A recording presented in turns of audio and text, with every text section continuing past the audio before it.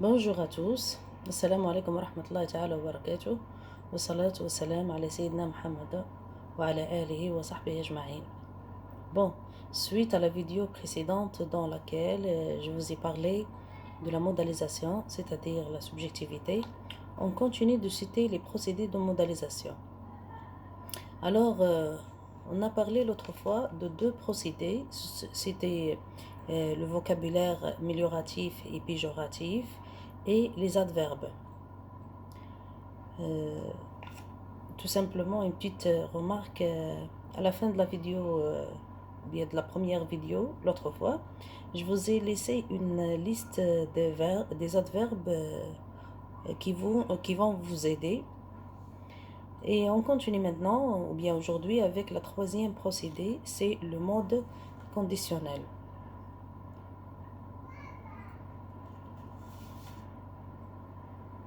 Pardon, avant de passer au mode conditionnel, on parlera de verbes. Certains verbes également sont porteurs de subjectivité. Observez les exemples suivants. Je sais qu'il viendra. Je pense qu'il viendra. أعرف أنه سيأتي.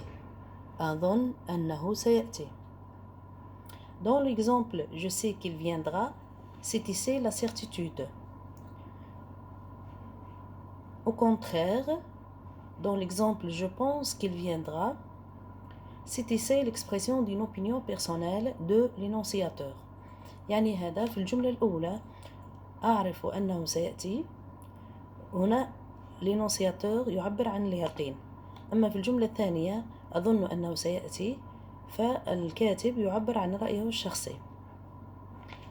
Également dans l'exemple j'espère qu'il plaisante، أتمنى أنه يكون يمزح. Également dans cet exemple, l'énonciateur exprime ici un sentiment, c'est-à-dire un souhait، يعني أنه يعبر عن شعور وهو التمني. Le mode conditionnel. Le mode conditionnel. Le mode conditionnel a toujours une valeur modalisatrice. Par exemple, ce serait lui qui aurait volé la clé. En employant le conditionnel ici, au lieu de dire c'est lui qui a volé la clé, l'énonciateur montre qu'il émet une distance, un doute quant à la formation il a volé la clé. في المثال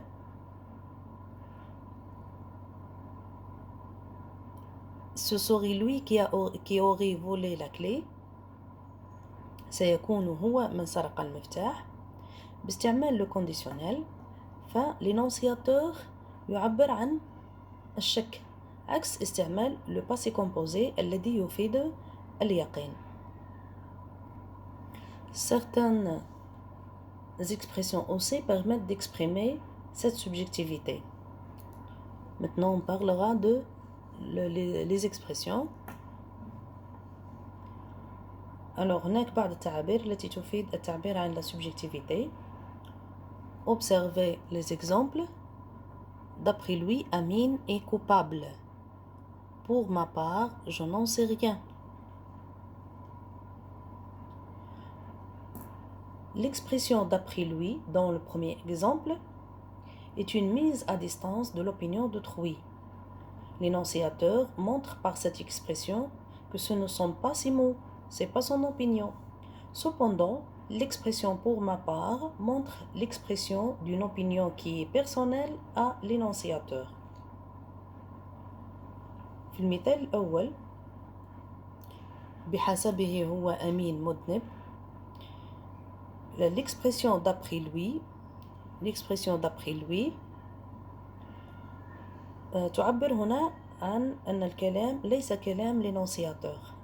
أما في المثال الثاني l'expression pour ma part والمثال من جهتي أنا لا أعرف شيئا. l'expression pour ma part هذه العبارة تدل على أن هذا الرأي خاص بالénonciateur.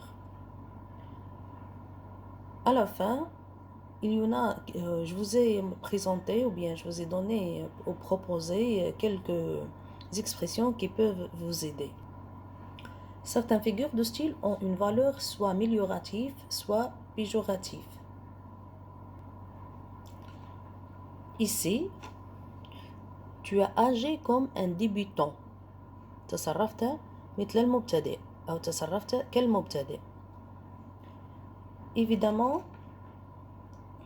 tu as agi comme un débutant a évidemment valeur d'un jugement péjoratif.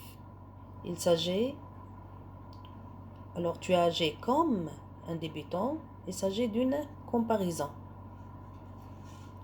بعض الأشكال التعبيرية يكون لها قيمة إيجابية أو سلبية.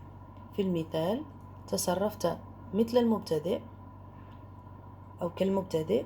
هنا كوم أداة استعملت للتشبيه أو المقارنة، وهنا لينونسياتور يعبر عن رأيه السلبي. La ponctuation enfin. La ponctuation peut avoir une valeur subjective. Par exemple, ce grand homme. Ce grand homme. يعني هنا بعض علامات الترقيم أيضا تعبر عن la subjectivité. في المثال ce grand homme, il y a deux guillemets. Lorsqu'on met des guillemets, soit pour montrer que l'on cite quelqu'un, soit pour montrer qu'on n'est pas tout à fait d'accord avec ce mot grand. ماذا يعني هذا؟ أن وضع هذه العلامة les deux guillemets أن لينونسياتور يريد تسليط الضوء على العبارة أو يريد أن يقول بأنها ليست رأيه الشخصي وكأنه لا يوافق عليها. L'exemple suivant, lui coupable, 3 points de suspension. Vous croyez? Point d'interrogation. هو مذنب. هو مذنب. Normalement 3 points de suspension. 3 points de suspension. تصدقون ذلك؟ أداة الاستفهام. Bon, les points de suspension et le point d'interrogation montrent le doute, c'est-à-dire l'incertitude. يعني هذا النقط ونقطة الاستفهام تعبران على وجود الشك. En résumé, il existe une grande variété de procédés de modélisation. Ce qu'il vous faut apprendre, surtout pour les candidats au bac, c'est de repérer dans un texte les moments où l'énonciateur fait apparaître sa subjectivité, quand il exprime un sentiment, une opinion personnelle, un doute, etc.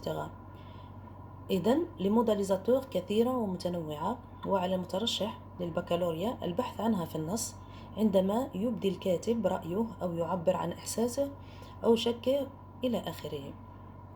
Donc, dans les procédés à retenir, le vocabulaire péjoratif ou amélioratif, les adverbes, certains adverbes, pas tous, verbes, pareil, le mode conditionnel, quelques expressions, certaines figures de style et la ponctuation. Évidemment, c'est à chaque fois le contexte qui vous permettra de définir si l'énoncé est subjectif ou objectif. إذن السياق هو الذي يسمح بمعرفة ما إذا كان النص موضوعي أو ذاتي. في الختام أسأل المولى عز وجل بأنكم استفدتم من ما قدم لكم، وإلى فيديو آخر، والسلام عليكم ورحمة الله تعالى وبركاته.